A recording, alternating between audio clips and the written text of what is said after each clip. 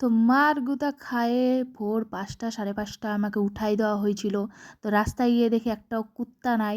তো রাত্রেবেলার চিনি খাওয়া এখনও পর্যন্ত আমার ঠোঁটে লেগেছিল, তো নিয়ে নিচ্ছিলাম মুইছে।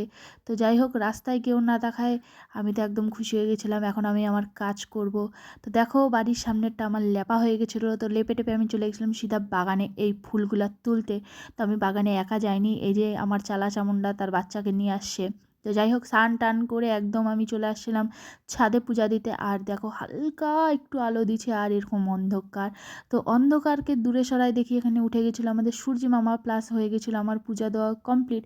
দিতে তো হয় সূর্য ওঠার আগে, কিন্তু যাই হোক, দিতে দিতেই লেট হয়ে গেছে। তো ঠাকুর ঘরে দেওয়ার পর আমি চলে গেছিলাম সিধা নিচেও এখানে সাজিয়ে নিয়েছিলাম, কারণ আজকের দিন একটু ভক্কা দিয়ে সাজাতে হয় সেই জন্যে। তো সূর্য মামা প্রায় এখন আমার মাথার উপরে, আর এই যে আমার গাছগুলো এগুলো মা কিনে আনছে। যাই হোক, তো এখানে আমি শুনছিলাম ঠাকুরের গান, যেহেতু আমাদের খানদানের কেউ উঠেনি ঘুম থেকে সেই জন্যে। তো বাইরের দিয়ে দেখি এই দৃশ্য, দেখতেই পাচ্ছ কবুতরটা আমাকে হ্যালো হাই বলতে এসছে। তো সকালবেলাও আমার মা 10টার সময় উঠে এই যে উনান লেপছে পিঠা ভাজবে বলে, কিন্তু ওই উনানে আমার মার পোষাইল না, তাই আমার মা গ্যাসে যাচ্ছে, খুরখুরানির খুখুখানি ছুটতেছে না। তো যাই হোক, এই দেখো ফার্স্ট পিঠা, এই পিঠা অবশ্য একটু জ্বলে গেছিলো। তাও আমার মা জোর জবরদস্তি করে ওই পিঠাই আমাকে খাইয়ে দিয়েছে। যাই হোক, আমাকে তো দিছিল, আমি আমার বাবাকে খাইয়ে দিয়েছি। তো আমার বাপ তো একদম একদম একদমই এত টেস্টি করে পিঠাগুলা খাচ্ছে বলার বাইরে। তো যাই হোক, চলে গেছিলাম বাগানে, যেহেতু দাদির শ্রাদ্ধ শান্তির কাজ আছে, আমাদের বাগানেই রান্না হবে সেই জন্যে। তো খানদানের পোলা আইছিল দুপুরবেলা, তো ওর কানপট্টি আমি হিলাই দিছি, তারপরে গোটা খানদান আমার কানপট্টি হিলাই দিছে। দেখতেই পাচ্ছ, ওর কান্নার জল দেখে সবাই পিঘলে যায়।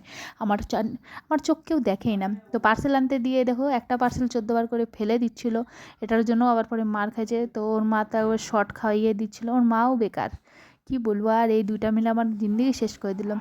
আর এই দেখো, গুড্ডির বাহানায় গুড্ডি নিয়ে আসছে, তাও আবার লাইনওয়ালা।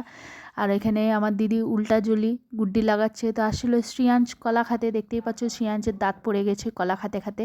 বেটি আসছিল বলে আমার মা এখানে খিচুড়ি বানাচ্ছিল, কেন বেটির ফেভারিট হচ্ছে খিচুড়ি। প্লাস দেখো, কড়াইয়ে আটে না সেই শাকও আমার মা বানাই নিচ্ছিল ঘাটি, তা আমার তো পছন্দ না। যাই হোক, ছাদে গিয়ে এখানে মা বেটাতে গুড্ডি উড়াইতে লাগিয়ে গেছিলো, যেটা উড়তেছিল না। খানদানের পোলাগুলো এরকমই হয়, একটা কাজ পারে না, ইস।